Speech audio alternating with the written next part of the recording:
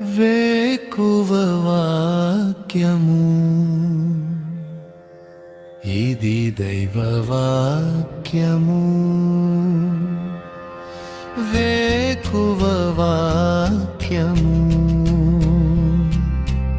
ఇది దైవ వాక్యము. వేకువ వాక్యము ఇది దైవ వాక్యము. వేకువ వాక్యము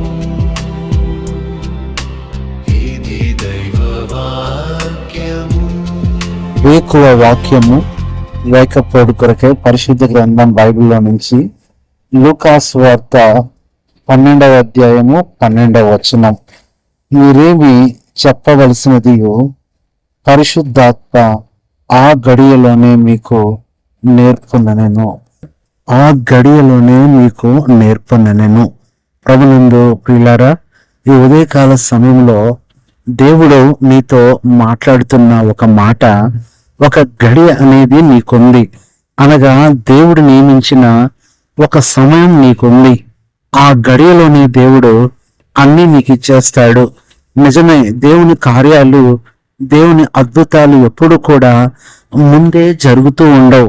ముందే చెప్పి ఆయన జరిగించడు, కానీ అప్పటిదాకా అవ్వనట్లే ఉంటుంది, కానీ అది అయిపోతుంది. అప్పటిదాకా నువ్వు జరగదనుకుంటావు, కానీ జరిగిపోతుంది. అప్పటిదాకా ఓడిపోతాననుకుంటావు, ఆ గడియలో నువ్వు గెలుస్తావు. అప్పటిదాకా ఫెయిల్ అయిపోతావు అనుకుంటావు, ఆ గడి వస్తుంది, నువ్వు పాస్ అవుతావు. ప్రియ సహోదరుడా, సహోదరి, నీ కొరకంటూ ఒక ప్రత్యేకమైన గడియలు దేవుడు ఏర్పాటు చేశాడని నీకు తెలుసా?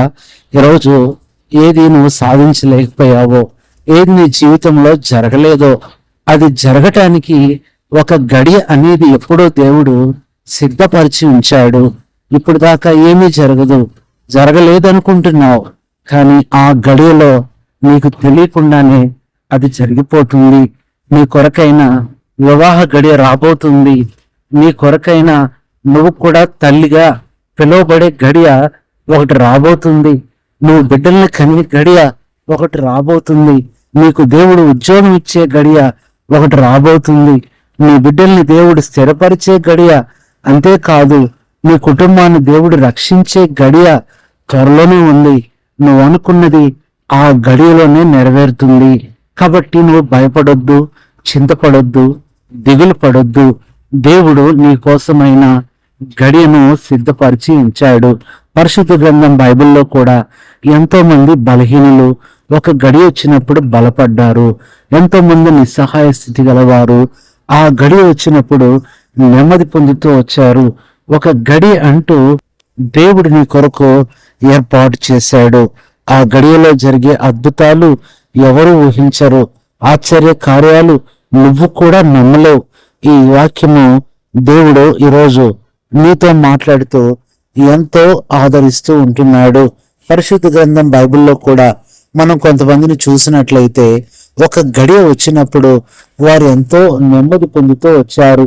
ఈ గడియ అనే మాట కొత్త నిబంధనలోనే, ముఖ్యంగా యేసు ప్రభువు ఈ లోకంలో జీవించి ఉన్న దినాలలోనే అది ఎక్కువగా మనకు కనబడుతుంది.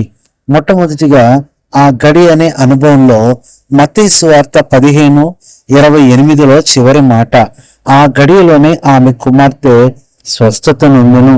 ఎన్ని దినాలుగా కాలు నొప్పులు, కీళ్ళ నొప్పులు, కిడ్నీలో రాళ్లతో నువ్వు బాధపడుతున్నావు, గుండెల్లో దిగులుతో ఉంటున్నావు, ఆయాసంతో బాధపడుతున్నావు, తలనొప్పి ఎక్కువైపోయింది, మైగ్రేన్ అనేది ఎంతో నిన్ను ఇబ్బంది పెడుతూ ఉంటుంది, రాత్రుల్లో నిద్ర పట్టట్లేదు. ప్రియ సహోదరుడా, నీ కొరకైన స్వస్థత గడియ దేవుడు సిద్ధపరిచి ఉంచాడు.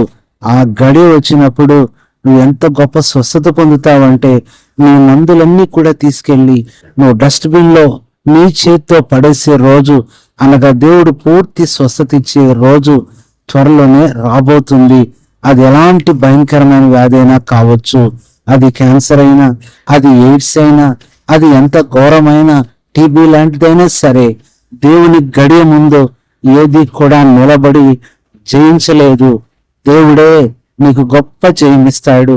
ఏ వ్యాధి నిన్ను జయించలేదు. దేవుని గడియ ముందు ఎలాంటి రోగము కూడా నిలబడలేదని గుర్తుపెట్టుకో. ఇది మొట్టమొదటిది. రెండవదిగా మనం చూసినట్లయితే దేవుని వాక్యము, పరిశుద్ధ గ్రంథము బైబిల్లో నుంచి మత్తయి సువార్త 9వ అధ్యాయము 22వ వచనము, నీ విశ్వాసం నిన్ను బాగుపరిచినని చెప్పగా ఆ గడియ నుండి ఆ స్త్రీ బాగుపడెను.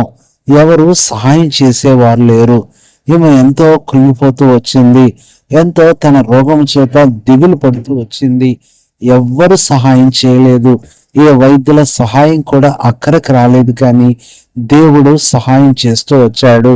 నీ జీవితంలో కూడా ఏ సహోదరుడా, సహోదరి సహాయం కోసం ఎదురు చూస్తున్నావు. కానీ నీ సొంత వారు, నీ బంధువులు, నీ స్నేహితులు కూడా నీకు నిస్సహాయంగానే కనపడుతున్నారు.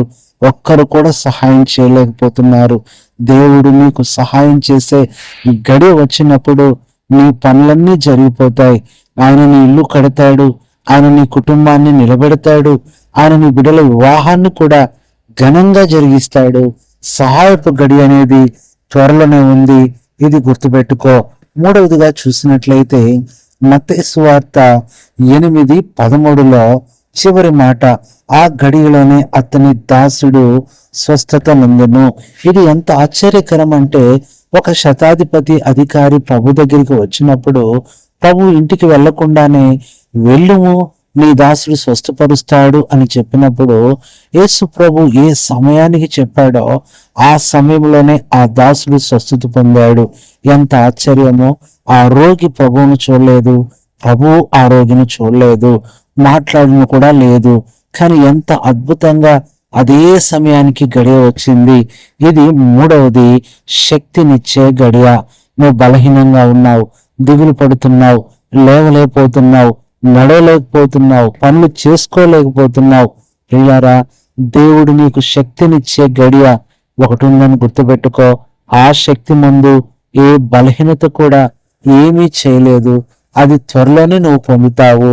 ఇది మూడవదిగా. నాలుగవదిగా చూసినట్లయితే లూకా సువార్త 24:33, ఆ గడియలోనే వారు లేచి యెరూషలేమునకు తిరిగి వెళ్ళగా 11 శిష్యులు వారితో కూడా ఉన్నవారు కూడా వచ్చి. నాలుగవది, సహవాస గడియ. నిజంగా ఇప్పుడు నువ్వు ఒంటరి అయిపోయావు. నీ బలహీనతను బట్టి నిన్ను విడిచిపెట్టేసి అందరూ అన్ని చోట్లకు వెళ్ళిపోతున్నారు. ఒక దినం వస్తుంది అందరితో కలిసి సహవాసం చేసే గడియ. అంతకంటే ముఖ్యంగా నీతో అందరూ సహవాసం చేసే గడియ ఒకటి రాబోతుంది. నీకు దూరం అయిపోయిన వారు, నిన్ను విడిచిపెట్టి వెళ్ళిన వారు ఎంత దూరం వెళ్తారో వెళ్ళనివ్వు. వారు వెంటనే తొందరగా ఎంత దగ్గర అవుతారో చెప్పడానికి వీల్లేదు. ఇది సహవాస గడియ. దేవుడు నీకు. ఐదవదిగా మనం చూసినట్లయితే యోహాను సువార్త 13వ అధ్యాయము 1వ వచనములో, తాను ఈ లోకము నుండి తండ్రి వద్దకు వెళ్ళవలసిన గడియ వచ్చినని యేసు పస్కా పండుగకు ముందే ఎరిగిన వాడై లోకంలో ఉన్న తన వారిని ప్రేమించి వారిని అంతం వరకు లేదా సంపూర్ణముగా ప్రేమించను. ఐదవదిగా, సంపూర్ణమైన గడి అనేది నీ జీవితంలో ఉంది.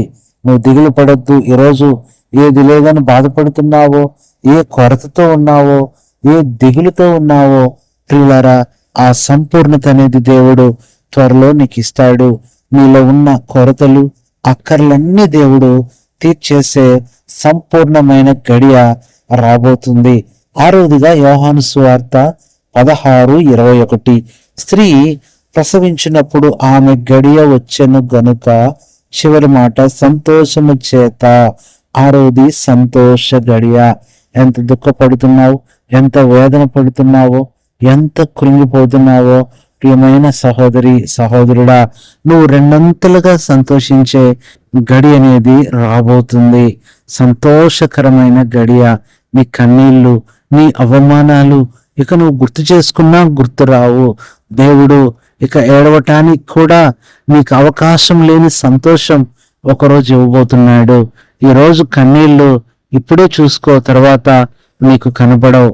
సంతోషకరమైన గడియ ఒకటి రాబోతుంది. దాని కొరకు ఎదురు చూడు. ఇది ఆరవదిగా చూస్తున్నాము. ఏడవది, చివరి మాట యోహాను సువార్త 16:25లో, చివరి మాట మీకు స్పష్టముగా తెలియచెప్పు గడియ వచ్చుచున్నది. ఏడవది స్పష్టమైన గడియ. నిజమే, నీ జీవితం గురించి నీకు అర్థం కావట్లేదు, నీ భవిష్యత్తు గురించి నీకు అర్థం కావట్లేదు. ఏం చదవాలనుకుంటున్నావు, ఏ ఉద్యోగం చేయాలనుకుంటున్నావు, ఏ వ్యాపారం చేయాలనుకుంటున్నావు, ఎటు వెళ్ళాలనుకుంటున్నావు, ఇప్పుడు నీకు అర్థం కాదు. కానీ ఇప్పుడు నువ్వు కన్ఫ్యూజన్లో ఉండొచ్చు. ఒక గడి వస్తుంది, దేవుడు స్పష్టంగా అన్ని నీకు తెలియచేస్తాడు. స్పష్టమైన గడి వచ్చినప్పుడు ఏది కూడా తప్పిపోదు, అన్ని కూడా అనుకూలించి దేవుడు జరిగిస్తాడు. ఏడంతలుగా ప్రభు నీకు సహాయం చేస్తుంటే, ప్రియ సహోదరి సహోదరుడా, ఎందుకు దిగులు పడుతున్నావు? నీకంటూ ఒక గడియ ఉంది. దేవుడు నిన్ను ఘనపరచే గడియ త్వరలోనే ఉంది. నీ గొప్పతనాన్ని మనుషులందరూ చూస్తారు. అలాంటి కృపతో దేవుడు నిన్ను నింపును గాక. పరిశుద్ధుడు అయిన తండ్రి, ఉదయకాల సమయంలో వేకో వాక్యం ద్వారా మాతో మాట్లాడుతూ వచ్చినందుకై నిన్ను స్తుతిస్తూ కనపరుస్తున్నాను ప్రభువా. నీ కృపకై వందనాలు. మా ప్రియులు తండ్రి, ఒక గడియ అనేది ఎదురు చూస్తున్నారు. మీరు మాట్లాడారు, ఆ గడియలోనే మీకు అనుగ్రహించబడునని. భయపడొద్దు, వణుకొద్దన్నారు. కాబట్టి దిగులుతో, వేదనతో, వణుకుతో, బాధతో ఎవరైతే ఉన్నారో ప్రభువా, వారందరినీ మీరు దర్శించి వారి గడియ కొరకై సిద్ధపరిచి గొప్ప గడియలు వారి జీవితంలో ఇచ్చి స్వస్థతను, నెమ్మదిను, రక్షణను అనుగ్రహిస్తూ రండి. అనేక కుటుంబాలలో రక్షణ గడియలు రావాలి, విడుదల గడియలు రావాలి ప్రభువా. మీరే గొప్ప కార్యాలు చేస్తూ శక్తితో నింపమని ప్రభువా యేసుక్రీస్తు నామంలో ప్రార్థిస్తున్నాము తండ్రి, ఆమేన్. మన తండ్రి అయిన దేవుని ప్రేమ, ప్రభువా యేసుక్రీస్తు కృప, పరిశుద్ధాత్మ సవాసం మీ అందరికీ సదాకాలం తోడైండి నడిపించును గాక. ఆమేన్.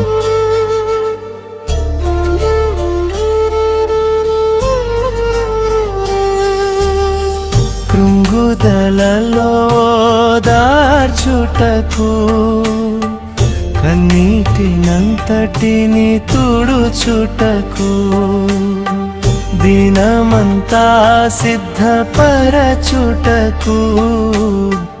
దైవ చిత్తం గ్రహించుటకు,